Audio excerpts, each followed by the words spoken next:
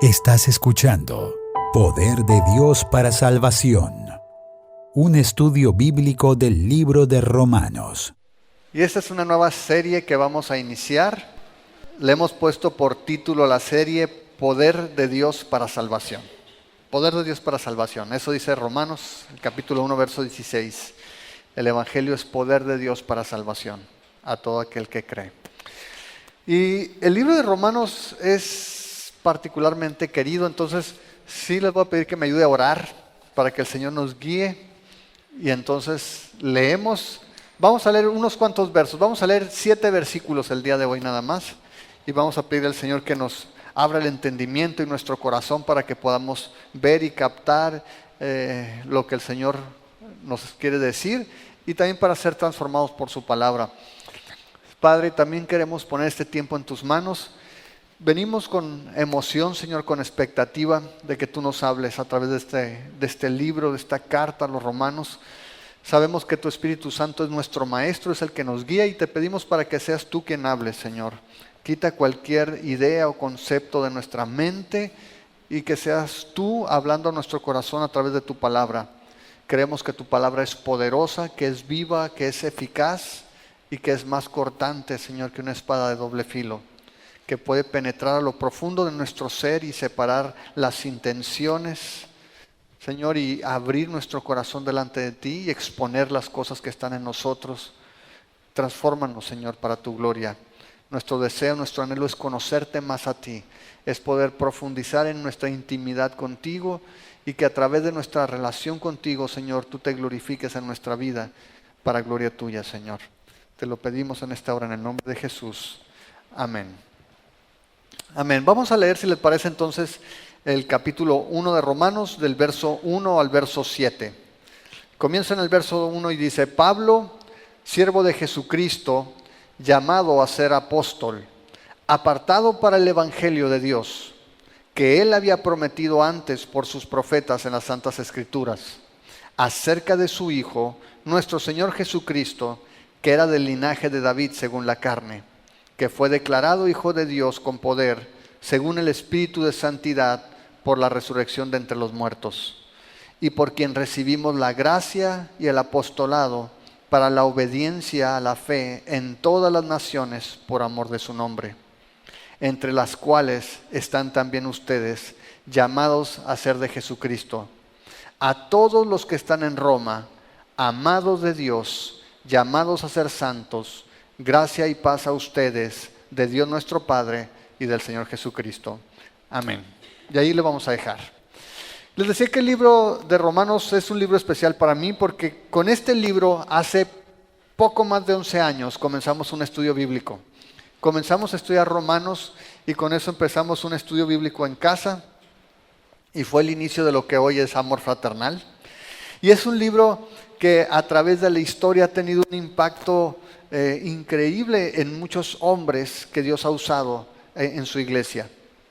Estaba viendo, por ejemplo, que en la vida de Agustín de Hipona, este hombre que vivió allá por el año 300 y cacho, tuvo un encuentro personal con el Señor. Agustín era un hombre que vivía desordenadamente, era un hombre muy inmoral. Y un día, mientras estaba sentado en el jardín de un amigo llorando porque no veía cómo su vida podía ser cambiada, dice que un niño estaba jugando y estaba cantando un corito que decía: toma y lee, toma y lee. Y Agustín va y toma un rollo y cuando lo abre está la escritura en el libro de Romanos. Y leyó específicamente en Romanos capítulo 13, el versículo 13. Mira lo que dice: andemos como de día, honestamente, no en glotonerías y borracheras, no en lujurias y lascivias, no en contiendas y envidia. Y para él fue un mensaje directo de parte de Dios. Agustín tuvo un encuentro con el Señor Jesús y de ahí fue un hombre que tuvo una influencia impresionante en la historia de la iglesia. Muchos años después de Agustín, por allá en 1515, Martín Lutero estaba enseñando el libro de Romanos. Y para Martín Lutero era una pesadilla el no poder entender la justicia de Dios. Martín Lutero era un hombre contrario a Agustín, que Agustín fue inmoral y borracho y degenerado y todo lo malo que te puedes imaginar. Martín Lutero era todo lo opuesto. Martín Lutero era un monje que continuamente estaba ayunando, un monje que continuamente iba y se confesaba porque se sentía mal. Todos los días confesaba sus pecados, se enfermó de su estómago de tantos ayunos, pero era un hombre que no encontraba la paz con Dios. Después de estar estudiando, mientras estaba enseñando el libro de Romanos en la universidad en Wittenberg, él estaba luchando para poder entender cómo era la justicia de Dios. Y una de las cosas que pasó es que llegó al capítulo 1, al verso 17, y leyó: porque en el Evangelio la justicia de Dios se revela por fe y para fe, como está escrito, mas el justo por la fe vivirá. Y esa es una cita que Pablo toma de Habacuc 2:4, pero que cuando la leyó Martín Lutero, para él fue: órale, la justicia de Dios no es una justicia propia, no es una justicia que nace de mi corazón o de mis actos, sino es algo que Dios me da por medio de la fe. Y para Martín Lutero fue la liberación completa también de su angustia, y de ahí en adelante, ustedes saben, Martín Lutero inició lo que conocemos como la Reforma también protestante. 200 años después de Martín Lutero, hubo otro hombre llamado John Wesley. John Wesley es el fundador de la Iglesia Metodista. Él más o menos en 1738 tuvo un encuentro también con el Señor por medio del libro de Romanos, y es un hombre que tuvo un impacto tremendo en la historia de la Iglesia en Europa. Hubo otros hombres a principios del siglo XX. Karl Barth, un teólogo quizás de los más reconocidos en el siglo XX, fue tocado también por Dios a través de la lectura del libro de Romanos. Y muchas personas han sido impactadas. Juan Bunyan, el escritor del Progreso del Peregrino, y José Machado también en el siglo XXI, casi no. Dios ha usado este texto, esta carta, para hablar de la necesidad del hombre de resolver el problema más grande que tenemos. ¿Cómo podemos los hombres pecadores acercarnos a un Dios que es santo? Y el libro de Romanos tiene como propósito principal hablar del Evangelio. Y ese es el tema central de la carta a los romanos, el Evangelio.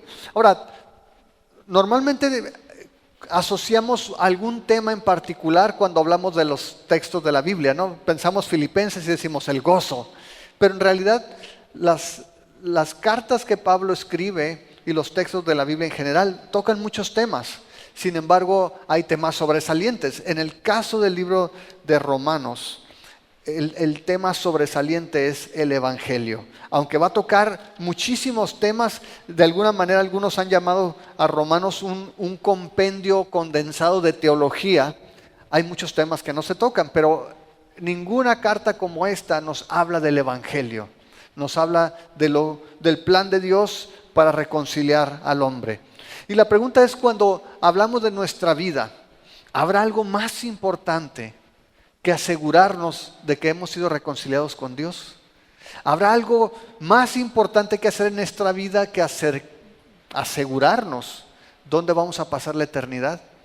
Pablo va a tomar este punto como el punto central cuando les escribe a esta iglesia. Ahora, los eruditos están de acuerdo en que Pablo es el autor de esta carta, aunque si tú vas al capítulo 16 es muy interesante porque Pablo contrata a alguien para que escriba la carta. De hecho, al final de la carta, el escritor no se aguanta las ganas y se pone él en el versículo 22, 16-22, dice: yo, Tercio, que escribí la epístola, les saludo en el Señor.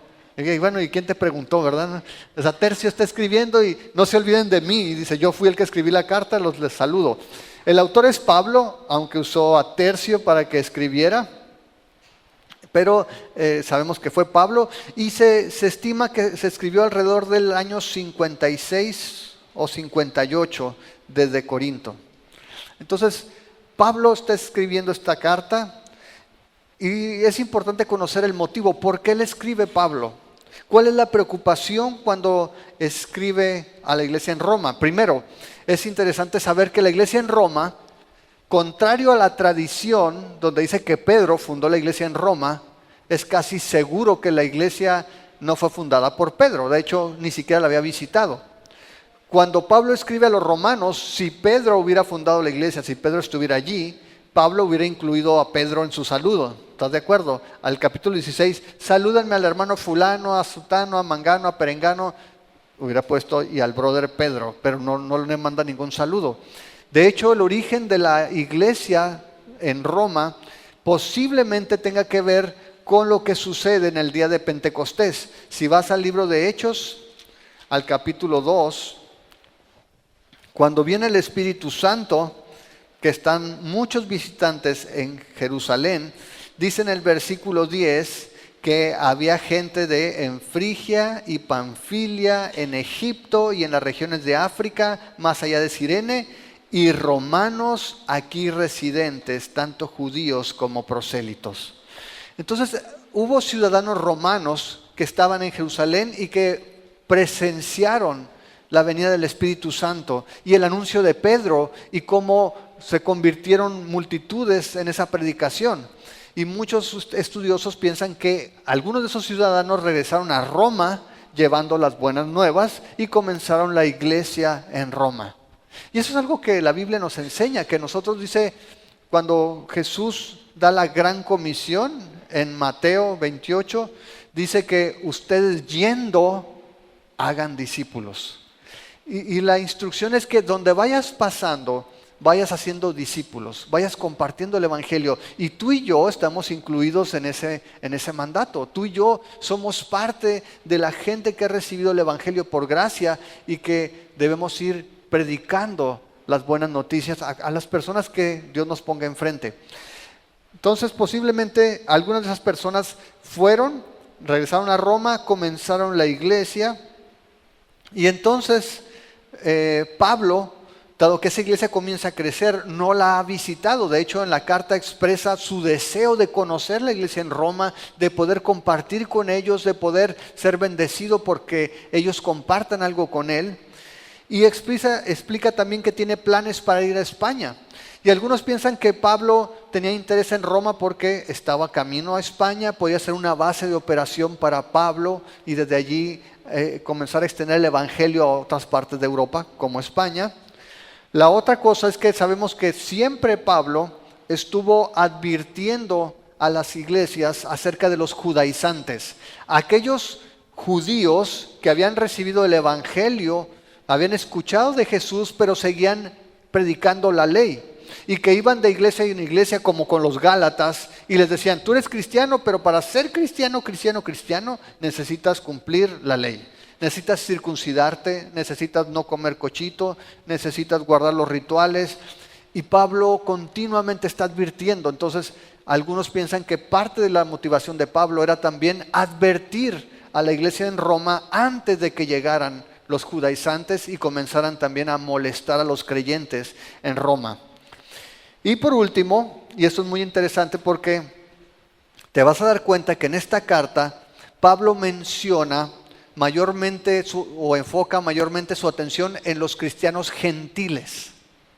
Gentiles, porque lo que dicen es que Roma, los creyentes eran de origen gentil mayormente, pero toma unos capítulos 9, 10 y 11 como un paréntesis para decir, gentiles, ustedes han recibido la gracia de Dios, pero no sean soberbios, no se jacten porque Dios tiene un plan con los judíos.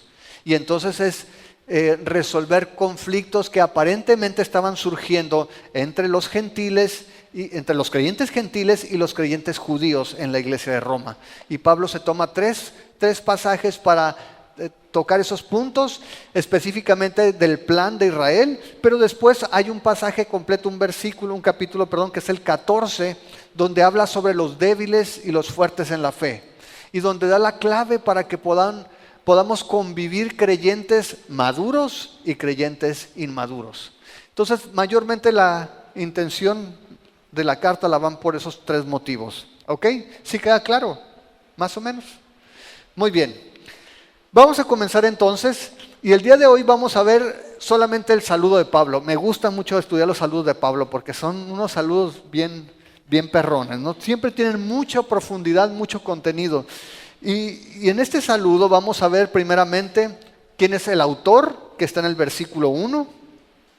Vamos a ver las buenas nuevas, que son en el verso 2 al 4. Luego vamos a ver el ministerio de Pablo, que es el verso 5 al 6. Y por último, número 4, vamos a ver quiénes son los destinatarios de la carta en el verso 7. El autor, las buenas nuevas, el ministerio de Pablo y los destinatarios de la carta. Esos son los puntos que vamos a estar viendo. Y comenzamos entonces con el autor en el verso 1. Y el verso 1 básicamente dice: Pablo, siervo de Jesucristo, llamado a ser apóstol, apartado para el evangelio de Dios. Y esa introducción es bien interesante. Cuando tú piensas en el autor de esta carta, cuando tú piensas en Pablo, tienes que recordar de rigor quién era Pablo en Hechos 9. Y tú recuerdas, en Hechos 9 nos describe a Pablo con su nombre hebreo, Saulo. Dice que iba respirando, ¿no?, su odio, su deseo de atrapar a los creyentes, porque Pablo era perseguidor de la iglesia. Saulo era un judío celoso de su religión que iba atrapando cristianos, entregándolos para meterlos a la cárcel, pedía cartas para pasar a buscarlos fuera de Jerusalén, y él se sentía honrado de su celo y decía: soy celoso como pocos de mi religión. Pero un día en el camino a Damasco, en el capítulo 9 del libro de Hechos, vemos que Pablo tuvo un encuentro con Jesús. Y entonces Pablo es tumbado del caballo. Si iba a caballo y si iba a pie, se cayó nada más al piso. Pero el asunto es que dice que Dios lo tumba a tierra. Y entonces empieza a escuchar la voz del Señor que lo está llamando por su nombre. Y dice: ¿por qué me persigues? Y sabemos que lo manda de regreso, envía a un hombre para que ore por él. Dice que Pablo queda ciego temporalmente hasta que oran por él, caen unas escamas de sus ojos y entonces vuelve a ver. Y de ahí en adelante, Saulo el perseguidor se convierte en Pablo el apóstol de los gentiles. Aquí Pablo se llama a sí mismo en el versículo 1, siervo de Jesucristo. Y básicamente está hablando su posición. Su posición ahora es un siervo. Y la palabra siervo es la palabra esclavo, es la palabra doulos, que significa un esclavo de alguien. Y Pablo se veía a sí mismo ahora en esa posición, como alguien que le pertenecía al Señor Jesús. Y Pablo dice: yo soy Pablo, el que ahora es un esclavo, es un siervo del Señor Jesucristo. Y describe su oficio, llamado a ser apóstol. Ahora, en la Biblia sabemos que se nos menciona los primeros apóstoles, los que estuvieron con Jesús, y sabemos que Pablo no estuvo entre los primeros 12, sino que Pablo se describe a sí mismo como un abortivo, como el último, el más pequeño entre los apóstoles. Ahora, es bien interesante esto porque ayer con los jóvenes tuvimos una mesa redonda de preguntas y respuestas, y una de las preguntas que hacían es si había apóstoles el día de hoy. Le digo, bueno, en el sentido de los 12 o de Pablo ya no los hay, porque la Biblia nos habla que estos apóstoles sentaron las bases de la doctrina cristiana. Cuando tú lees en el libro de los Hechos, dice que los primeros cristianos, los primeros creyentes perseveraban en la doctrina de los apóstoles. Ellos fueron los encargados de, sobre el fundamento de Cristo, poner la doctrina básica. De hecho, Efesios en el capítulo 2, Efesios 2:20 nos dice, desde el verso 19, mira: así que ya no son extranjeros ni advenedizos, sino conciudadanos de los santos y miembros de la familia de Dios, edificados sobre el fundamento de ¿quién? De los apóstoles y profetas, siendo la principal piedra del ángulo Jesucristo mismo, en quien todo el edificio bien coordinado va creciendo para ser un templo santo en el Señor, en quien ustedes también son juntamente edificados para morada de Dios en el Espíritu. Entonces Pablo sí fue parte de esos primeros apóstoles que pusieron la base de la fe cristiana. Hoy en día hay gente que se autonombra apóstol.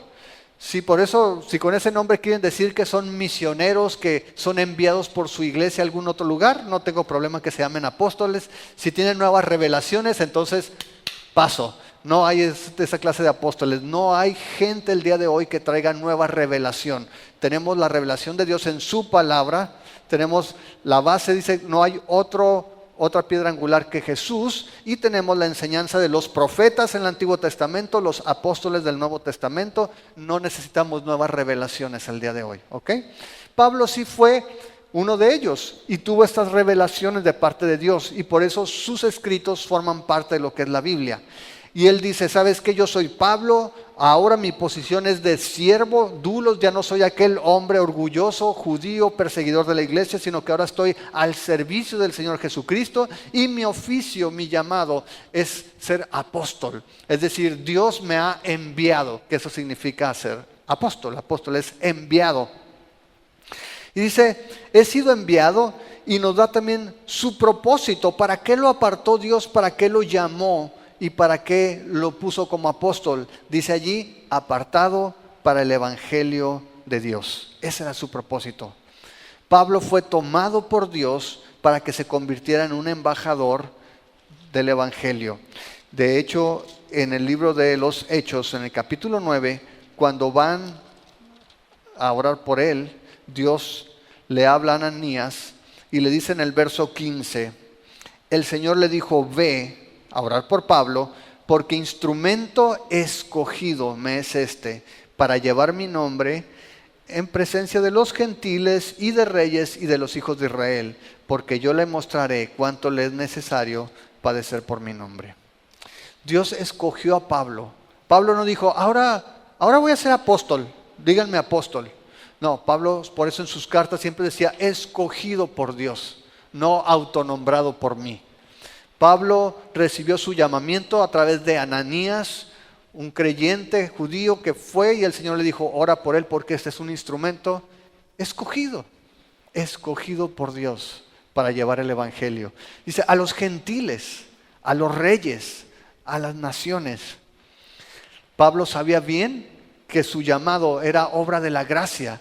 Por eso Pablo se veía a sí mismo y decía, ¿verdad? Digo que estas palabras son dignas de todo crédito, son dignas de ser escuchadas, que Cristo Jesús murió por los pecadores, de los cuales yo soy el primero, yo soy el peor de todos. Pablo veía su llamado como un acto de la gracia de Dios. ¿Y sabes qué? Tu llamado y mi llamado es solamente por la gracia de Dios. A veces algunos cristianos podemos pensar que Dios nos llamó porque somos muy inteligentes, porque somos muy guapos, porque somos importantes y Dios me necesita. Pero no, Dios te ha llamado a ti y a mí por su gracia. ¿Sabes por qué? Porque así le dio la gana. Así dice en Efesios. Si tú vas al capítulo 1 del libro de Efesios, dice que el llamamiento de Dios fue según su gracia soberana. Dice el versículo 3, capítulo 1, perdón. Bendito sea el Dios y Padre de nuestro Señor Jesucristo, que nos bendijo con toda bendición espiritual en los lugares celestiales en Cristo, según nos escogió en Él antes de la fundación del mundo, para que fuéramos santos y sin mancha delante de Él, en amor, habiéndonos predestinados para ser adoptados hijos suyos por medio de Jesucristo, según ¿qué? El puro afecto de su voluntad. No según tus aptitudes, no según tus méritos, no según tus habilidades. Dios pensó en ti porque te amó, porque le dio la gana, no porque hicieras algo especial. Y eso a mí me encanta de Dios, que pueda amarnos siendo como somos, que pueda amarnos sabiendo nuestras fallas y nuestras debilidades y la patita de la que cojeamos, y que a pesar de todo Dios nos haya amado así. Pablo decía, ¿sabes qué? Yo soy escogido, soy siervo, soy llamado para ser apóstol, soy apartado para el Evangelio, pero sé que es solamente por su gracia. Solamente por su gracia. Ese es el autor, ese es Pablo, un perseguidor de la iglesia que un día tuvo un encuentro con Jesús y se convirtió no solamente en un embajador, en un apóstol, sino también en alguien que padeció por el Evangelio. Ananías, cuando el Señor le dijo que orara por él, le dijo, es necesario que él sepa que va a padecer mucho por mi causa. Así es de que si tú de repente sufres por causa de Cristo, no es nada extraño. Es un privilegio también que el Señor te concede. Ya tenemos entonces el autor es Pablo. El autor es Pablo, el siervo, Pablo, el apóstol que fue apartado para predicar el Evangelio de parte de Dios. Ahora, cuando hablamos del Evangelio, el punto número 2, las buenas nuevas, eso es lo que significa Evangelio, buenas nuevas. Y para ti, para mí, la palabra evangelio es un término muy evangélico, ¿verdad? La palabra evangelio es algo que relacionamos con la iglesia. Pero la palabra evangelio, para los romanos y para la gente de esa época, no tenía la misma connotación que para nosotros. Para ellos, evangelio era la manera en que se predicaban buenas noticias, en las que se proclamaban buenas noticias. Si nuestro ejército ganaba una batalla, había evangelión, había buenas nuevas, buenas noticias, ganamos la batalla. Si México metía muchos goles, nuestra selección quedaba campeona, entonces eran buenas noticias, eso era evangelión. Si nuestro rey tenía un hijo varón, el heredero al trono, era evangelión, era buenas noticias. Ese era el contexto, la connotación que tenía la palabra en esta época. Pero Pablo le da un significado completamente diferente también, y es lo que nosotros conocemos ahora. Pablo usa esto para anunciar que hay buenas noticias, que hay buenas noticias para todos nosotros que somos pecadores. Dios tiene un plan.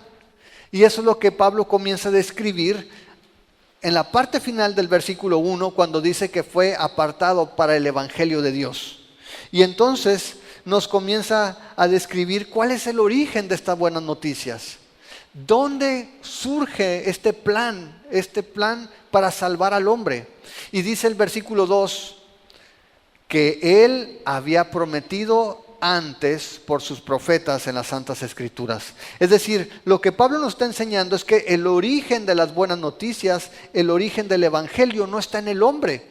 No fue un plan que a Pablo se le ocurrió. Pablo no dijo un día, ¿saben qué? Voy a pensar, ¿cómo puede ser el hombre salvo? No fue porque los discípulos, los 12 originales, se juntaron y le dijeron, Pablo, te vamos a enseñar un plan que se nos ocurrió. Dice, ¿sabes qué? Estas buenas noticias que tengo para ustedes son las que Dios prometió.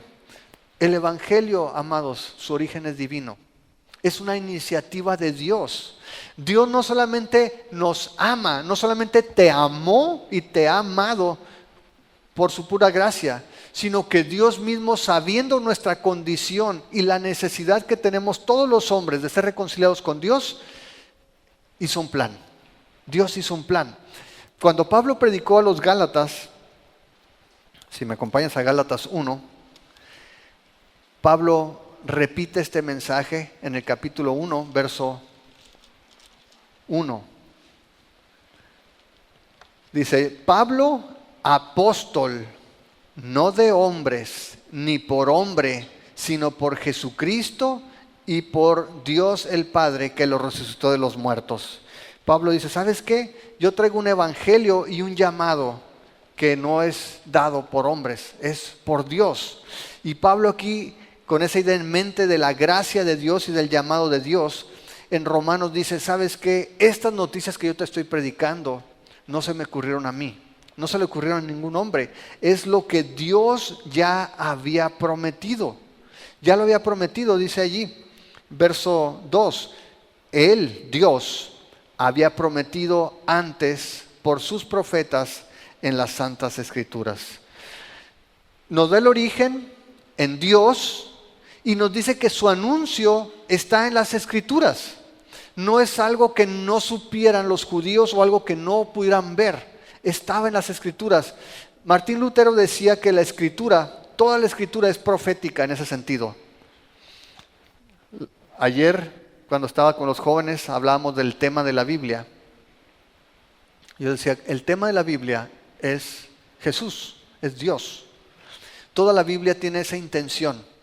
Y todo el Antiguo Testamento, muchas veces cuando lo leemos como si fuera una historia diferente al Nuevo Testamento. Y decimos, ay, me gusta más el Nuevo Testamento porque el Antiguo Testamento está muy feo, ¿no? Dios muy malo, aquí Dios muy bueno. No, Dios desde el Antiguo Testamento estaba revelándonos la venida de Jesucristo, las buenas nuevas. Cuando tú lees Isaías 53, ves a Jesús allí de una manera tan clara y ves el propósito de Dios de perdonar los pecados del hombre. A todos aquellos que nos hemos descarriado como ovejas, dice en Isaías 53. No solamente su origen es divino, sino que su anuncio está en las Escrituras.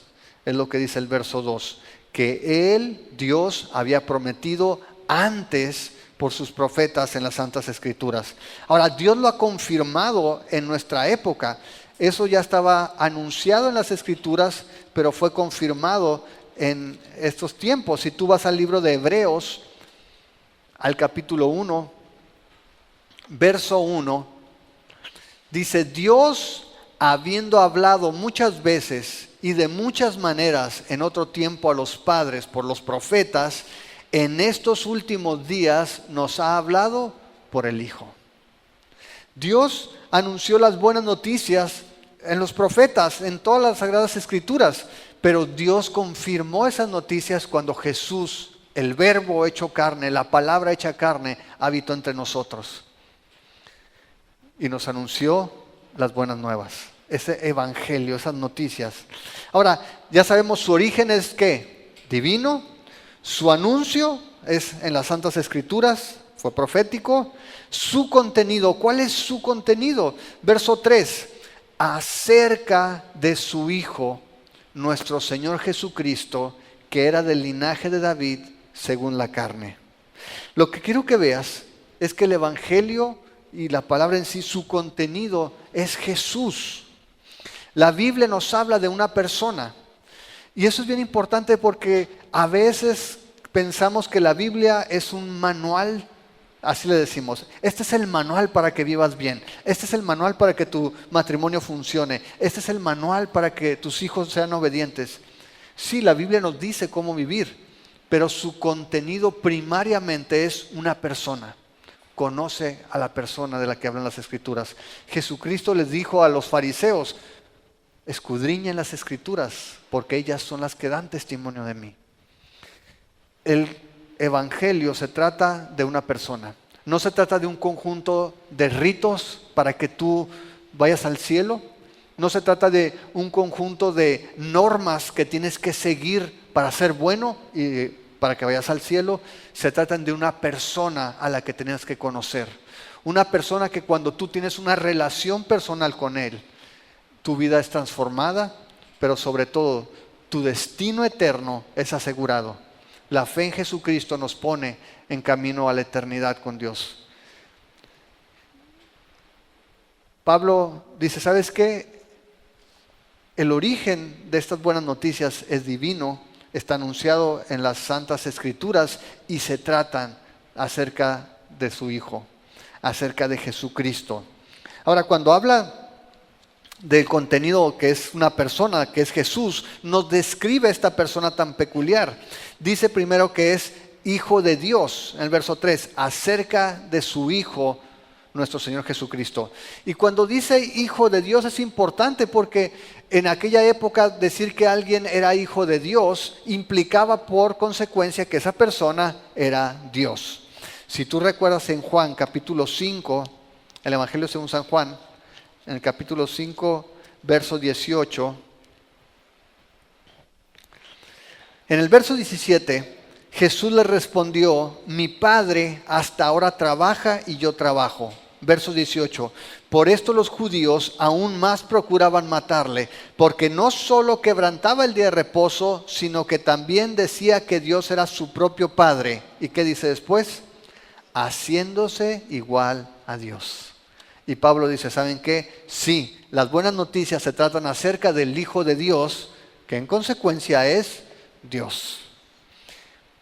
El Evangelio no es de normas, no es de rituales, no es de conductas y cosas que tienes que hacer, es de una persona. Se trata de una persona, del Hijo de Dios. ¿Quién es ese Hijo de Dios? Dice allí, verso 3, nuestro Señor Jesucristo.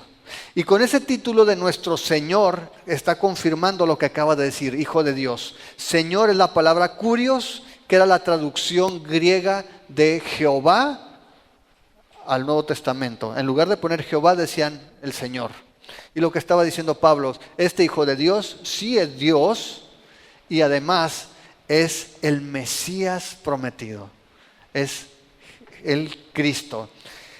Acerca de su Hijo, nuestro Dios, el Mesías, que era del linaje de David según la carne.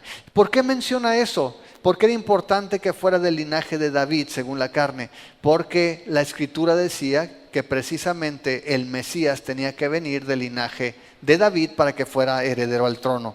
Y Pablo está validando eso diciendo, ¿sabes qué? Este Cristo, este Jesús es verdaderamente el Cristo porque Él viene incluso del linaje de David para que se cumpla lo que estaba escrito. Entonces Pablo está enfatizando en su naturaleza humana, Jesús es el Mesías. Si tú vas a Juan capítulo 7, el Evangelio según San Juan, en el verso 40, la gente acaba de escuchar a Jesús hablar y está confundida y la gente está discutiendo quién es este hombre. Y dice el verso 40, entonces algunos de la multitud, oyendo estas palabras, decían, verdaderamente este es el profeta. Otros decían, este es el Cristo. Pero algunos decían, ¿de Galilea ha de venir el Cristo? ¿No dice la Escritura que del linaje de David y de la aldea de Belén, de donde era David, ha de venir el Cristo? Y Pablo acá dice, sí era del linaje de David. Jesús es el Cristo. Según la carne, en su nacimiento como ser humano, primero está diciendo, fue un hombre. Y él como hombre tenía un linaje. Y su linaje tú lo puedes ver en Mateo, es de la casa de David. Y este hombre, Jesús como hombre, tenía derecho a reclamar el trono de David y cumplía el requisito para ser el Mesías, como hombre. Pero Pablo no quiere dejar a las personas con la idea de que Jesús solamente fue un hombre. Por eso dice, sí, tenía una carne y tenía una familia, un linaje, y sí corresponde al del Mesías. Pero en el verso 4 dice, fue declarado Hijo de Dios con poder, según el Espíritu de Santidad, por la resurrección de entre los muertos. Jesús no solamente tenía un linaje humano, sino que resucitó de entre los muertos para mostrar que era Hijo de Dios. Si yo les hubiera dicho, familia, no se preocupen, yo voy a morir por sus pecados, me compadecí de ustedes, voy a dar mi vida para que ustedes vayan al cielo. Y yo voy y me matan o me muero, van a mi funeral, toman café y menudo, y pasan 3 días y yo sigo en la tumba, y pasan 3 años y yo sigo en la tumba. Yo no sé cuántos de ustedes estarán animados con mis palabras. Yo los voy a resucitar en el día postrero. Pero, ¿por qué sigue muerto? Pero Jesús hizo una promesa y dijo, yo soy la resurrección y la vida. El que cree en mí, aunque esté muerto, vivirá. Y Jesús fue crucificado, fue llevado a una tumba y al tercer día resucitó. Y no fue algo que pasó en secreto. Dice la Escritura que había más de 500 testigos oculares que vieron a Jesús resucitado. Y los discípulos vieron a Jesús siendo levantado, arrebatado en las nubes. Y la resurrección de Jesús da testimonio de que Él era Hijo de Dios. De que Jesús, aunque estuvo en carne, aunque fue humano en su naturaleza, también fue divino. ¿Por qué Jesús, esta es mi pregunta favorita, siempre la saco con esto, por favor contéstenla. ¿Por qué Jesús resucitó? ¿Por qué no se quedó muerto?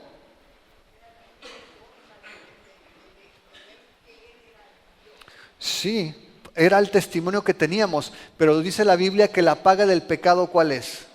La muerte. Y dice Pedro, citando al salmista, dijo, por cuanto era imposible que la muerte le retuviera. ¿Por qué? Porque Jesús nunca pecó. Jesús nunca pecó. Jesús entonces con su resurrección mostró no solamente que era un hombre del linaje de David, sino que nunca había cometido pecado y en su resurrección probó ser quien decía ser, el Hijo de Dios, y lo hizo con poder, por el Espíritu de santidad que había en él.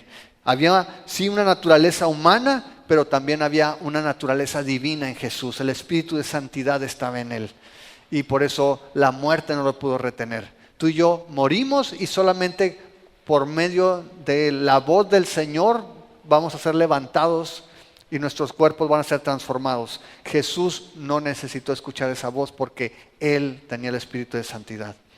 Y vemos entonces, esas son las buenas nuevas. Su contenido es Jesucristo, que es el Hijo de Dios, que es nuestro Señor Jesucristo, que tenía una naturaleza humana del linaje de David, pero que se mostró como el Hijo de Dios con poder por medio de la resurrección.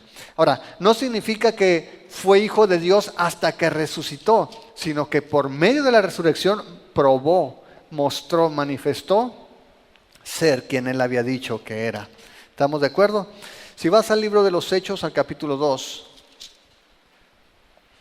nada más para que lo guardes allí. Dice el versículo 2:22, varones israelitas, oigan esta palabra, Jesús Nazareno, varón aprobado por Dios entre ustedes con las maravillas, prodigios y señales que Dios hizo entre ustedes por medio de él, como ustedes mismos saben, a este, entregado por el determinado consejo y anticipado conocimiento de Dios, prendieron y mataron por manos de inicuos, crucificándole. Lo que está diciendo Pedro es, porque Dios lo planeó así de antemano, permitió que ustedes lo tomaran preso y lo mataran en la cruz. Dice el verso 24, al cual Dios levantó, suelto los dolores de la muerte, por cuanto era imposible que fuera retenido por ella. Porque David dice de él, veía al Señor siempre delante de mí, porque está a mi diestra, no seré conmovido, por lo cual mi corazón se alegró y se gozó mi lengua, y aún mi carne descansará en esperanza, porque no dejarás mi alma en el Hades, ni permitirás que tu santo vea corrupción. Me hiciste conocer los caminos de la vida, me llenarás de gozo con tu presencia. Este es Salmo 16. Esa es la razón por la cual Jesús no quedó muerto, porque nunca cometió pecado. El pecado es lo que nos mata. El pecado es el arma que usa el enemigo para matarnos, ¿no? Jesús entonces vemos que es el contenido de la Escritura y eso es las buenas nuevas. Esas son las buenas noticias. Número 3, pasamos a ver el ministerio de Pablo en los versos siguientes. Dice Pablo, ¿y por quién? Por Jesús, por quien recibimos la gracia y el apostolado para obediencia a la fe en todas las naciones por amor de su nombre, entre los cuales están también ustedes llamados a ser de Cristo. Y Pablo ahora muestra el origen de su ministerio, lo que decíamos ahorita. Pablo sabía que su llamado, su ministerio era dado por Jesús. Ahí estaba su origen, no era una ocurrencia de él, sino que Dios lo había llamado. Y dice allí que recibió la gracia y el apostolado. Por así decirlo, la gracia es el privilegio de participar en la obra de Dios. Tú y yo somos privilegiados, porque solamente Dios nos capacita para que participemos de su obra. Si tú y yo estuviéramos en el Antiguo Testamento y dijéramos, vamos a adorar el domingo, vamos a ir al monte Sinaí,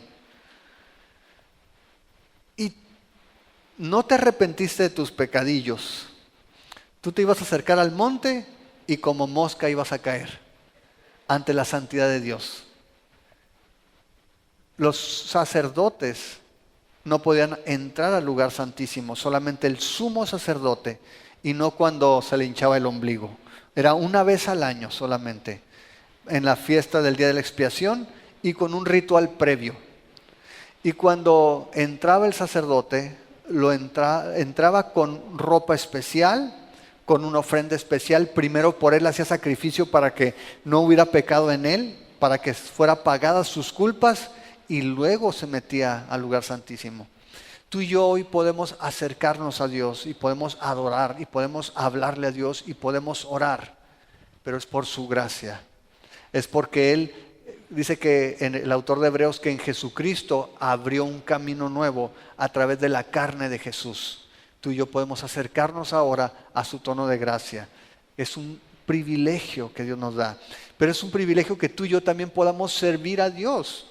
Que Dios pueda usar personas débiles como nosotros, personas pecadoras como nosotros, para que otros conozcan a Cristo, para que otras personas sean animadas y fortalecidas en su fe. Es un privilegio. Y Pablo decía, es por la gracia de Dios que recibí el apostolado.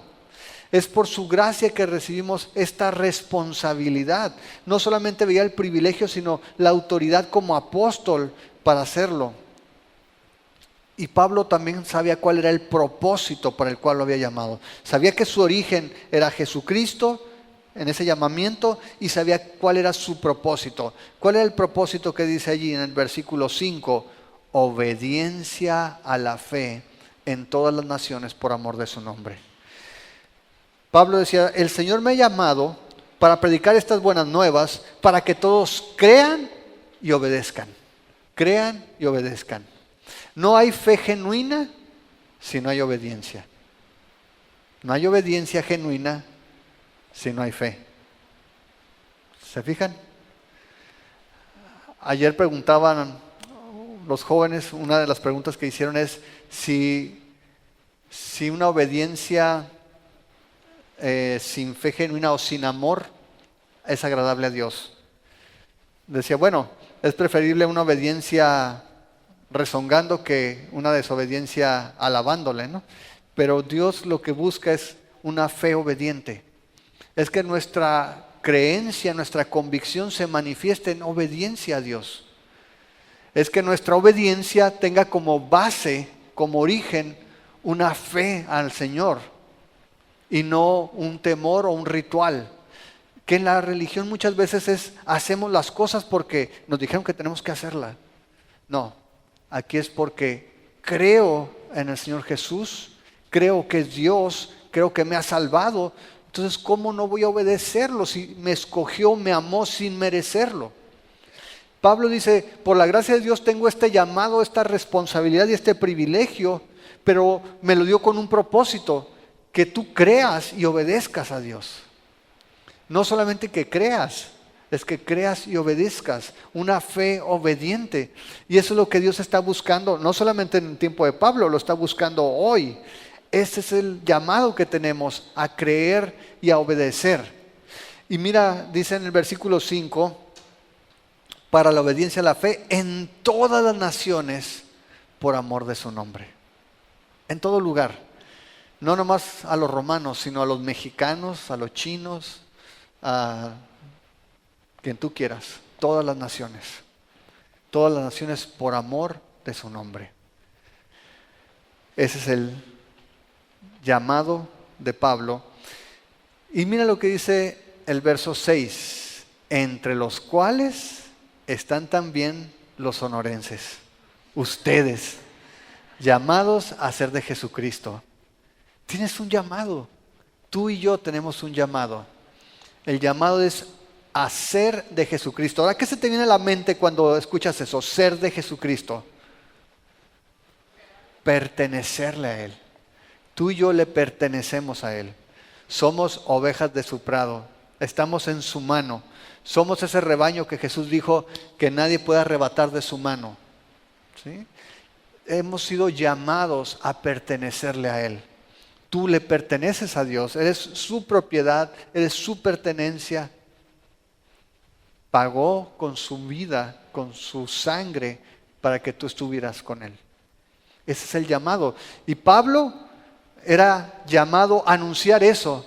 Y a eso estamos llamados nosotros también. Y eso es lo que estamos haciendo el día de hoy. No te estoy diciendo que tienes que ser un buen ciudadano y un mejor padre y un hombre próspero y exitoso. No, te estoy diciendo, eres llamado a pertenecerle a Jesús. El Evangelio se trata de que conozcas a la persona que murió por ti. El Evangelio se trata de que veas al Hijo de Dios que se despojó de su gloria para venir a este mundo y vivir como siervo y morir como criminal, para que tú y yo pudiéramos ser su pertenencia, para que fuéramos suyos. Y no solamente eso. Cuando vemos, por último, los destinatarios, podemos ver su ubicación. ¿Dónde estaban ubicados estos destinatarios? Verso 7. A todos los que están en Roma. Ok. Estaba escribiéndole a los creyentes que estaban en Roma. Pero no solamente nos da su ubicación, nos da su identidad. Dice ahí a todos los que están en Roma, amados de Dios. ¿Qué te dice eso? Tú y yo somos amados de Dios. Si se te olvidó, lo que acabamos de leer en Efesios capítulo 1, nos da nuestra identidad también. Dice en el versículo 4, según nos escogió en Él antes de la fundación del mundo para que fuéramos santos y sin mancha delante de Él en amor, habiéndonos predestinados para ser adoptados hijos suyos por medio de Jesucristo, según el puro afecto de su voluntad. Tú y yo somos amados de Dios. ¿Sabes por qué es tan importante esta parte? Porque hay tanta gente el día de hoy que se siente tan sola en el mundo. Hay gente que incluso se quita la vida porque no sabe de alguien que lo ame. O porque a veces hemos aprendido o hemos entendido que el amor es condicionado. Si tú eres bueno, te amamos. Si te portas mal, ya no te amamos. Si tú, esposa, me tratas como yo quiero, entonces te voy a mostrar el amor. Si no me tratas, entonces te voy a mostrar mi desprecio. Ley del hielo, ¿verdad? Pero la Biblia nos enseña que no, somos amados de Dios. ¿Le has fallado a Dios? No importa, eres amado de Dios.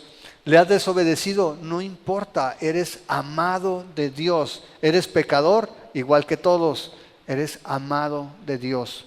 Y no depende de lo que hayas hecho, ni de lo que vayas a hacer, ni de tus méritos, ni de tus logros, ni de tu carácter, o de tu físico, o de tu empresa, o cuánto ganas. No, depende de Él. Por el afecto de su voluntad, porque así le plació. Tú y yo somos amados de Dios.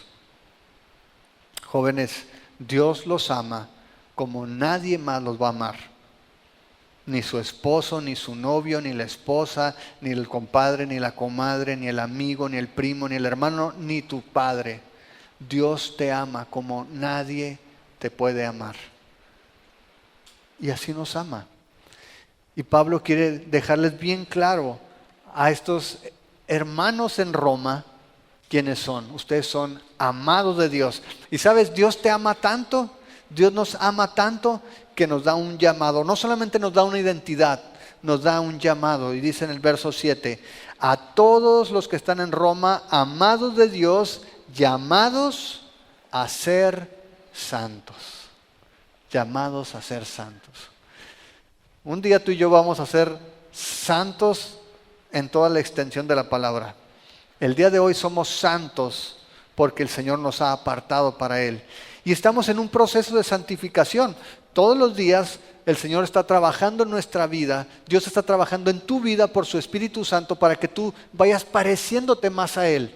Para que te parezcas más a Jesús.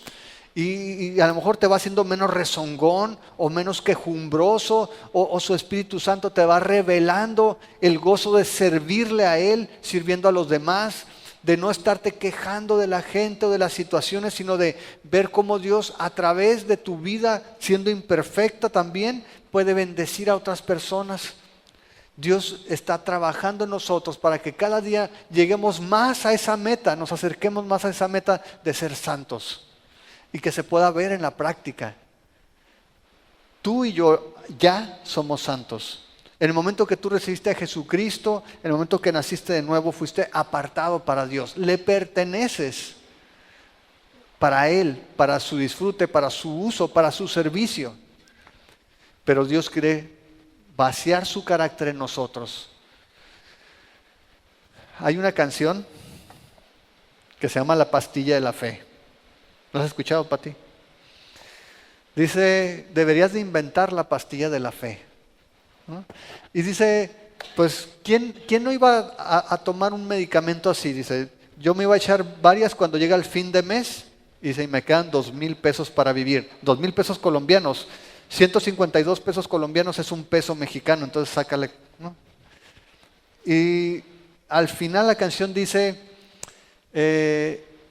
me doy cuenta de que la fe se parece más a una operación, porque lo que tú quieres es trasplantarnos tu corazón. Y eso es lo que Dios está haciendo. Nuestra vida está siendo moldeada para que cada día podamos parecernos más a Él, para que su carácter se pueda reflejar en nosotros. No para que seamos gente más popular, o no para que seamos gente más famosa, no, para que seamos santos. Santos, que es lo que tiene como propósito la vida de Dios en nosotros. Nuestro Dios es santo y el llamado que nosotros tenemos es a ser santos. Dice ahí entonces, verso 7, a todos los que están en Hermosillo, amados de Dios, llamados a ser santo, una bendición de parte de Pablo, gracia y paz a ustedes, de parte de Dios nuestro Padre y del Señor Jesucristo. Y así termina con ese saludo tan característico de Pablo, gracia y paz. Gracia que te permite reconciliarte con Dios y como consecuencia tener paz con Dios. ¿Se acuerdan? Romanos 5, verso 1, justificados pues por la fe tenemos paz para con Dios por medio de Jesucristo. Y eso es lo que ha sucedido con nosotros. Por medio de la gracia hemos sido reconciliados con Dios y hoy podemos tener paz con Dios. Y cuando tenemos paz con Dios, podemos tener la paz de Dios también. Esa paz que sobrepasa todo entendimiento. ¿Qué podemos concluir? Familia, el Evangelio son buenas noticias de parte de Dios. Se trata de un mensaje que no es nuevo, sino de algo que Él había anunciado a través de los profetas en las Escrituras. Y lo que nos está diciendo es, conoce a esta persona, conoce a Jesucristo, aquel que vino en naturaleza humana, pero que era hijo de Dios y lo dejó probado cuando resucitó de entre los muertos. Y nos hace este llamado a ser suyos, a ser de Él, que incluye la limpieza y purificación de nuestros pecados y que nos mete en este proceso donde todos los días estamos siendo renovados. Ser cristiano no se trata de ser bueno, se trata de ser santo. Tú y yo no somos buenos, ¿estás de acuerdo? Y si alguien está en desacuerdo, necesitamos platicar con él, verás. Lee Romanos 3, lo vamos a ver más adelante. La vida cristiana no se trata de ser bueno, la vida cristiana se trata de ser fiel al llamado que el Señor nos ha hecho, porque el único bueno es Dios. Dios va a trabajar en nosotros y nosotros tenemos que depender en su gracia y Dios va a irnos moldeando para que lleguemos a ser aquello que Él planeó que fuera, a lo que Él nos llamó, que seamos santos. Amén. Oramos. Padre, te damos tantas gracias, Señor, por tu palabra, porque podemos ver por medio de ella que tenemos un llamado, Señor, un privilegio que tú nos das, no dependiendo de nosotros, sino de tu amor, de tu gracia que has manifestado para con nosotros. Podemos ver que es por eso que tú nos has dado estas buenas noticias, esto que ahora conocemos como el Evangelio, que en realidad no son invención de hombres, sino que tienen su origen en ti, en todas esas promesas que tú habías hecho a través de tus profetas en las Santas Escrituras y que nos hablan acerca de tu Hijo, del Señor Jesucristo, que vino en forma de hombre en el linaje de David cuando estuvo en carne en esta tierra, pero que manifestó lo que había anunciado, ser hijo tuyo, ser hijo de Dios, y lo hizo con poder cuando resucitó de entre los muertos. Y es por medio de Él que hemos recibido esta gracia y este llamado para obedecer a la fe, para responder con una fe obediente, por amor a tu nombre, Señor. Y sabemos que tú nos has incluido en ese llamado. A los que estamos aquí en Amor Fraternal, a los que están en Hermosillo, en México, en todo lugar que han escuchado esa invitación del Evangelio y que han respondido positivamente. Señor, tú nos tenías en esa lista. No solamente nos has llamado, sino que nos has dado una identidad. Somos amados tuyos. Señor, y eso nos llena de tanto consuelo y de tanto ánimo. Saber que no estamos solos, saber que no estamos abandonados a nuestra suerte en este mundo, sino que tú nos has arropado como tus hijos, nos has abrazado como tus hijos, Señor, porque tú nos amas. Y no solamente nos has dado esta identidad, sino que nos has dado un propósito, ser santos. Y tú nos has dado tu Espíritu Santo para que haga esa obra en nosotros. Te damos gracias, Señor, por esa paz que viene como resultado de tu gracia y de esa reconciliación para contigo. Y te damos gracias nuevamente, Señor, porque sabemos que no somos dignos de nada de esto, no somos merecedores, pero a ti te ha placido por el puro afecto de tu voluntad, que podamos mantenernos en este mensaje, Señor, y encontrar el ánimo, el consuelo para seguir adelante, aún en medio de las aflicciones. Te damos muchas gracias, Señor, en el nombre de Jesús. Amén. Escuchaste Poder de Dios para Salvación, un estudio bíblico del libro de Romanos. Encuentra más estudios bíblicos en amorfraternal.org. Visítanos en facebook.com/amorfraternalorg.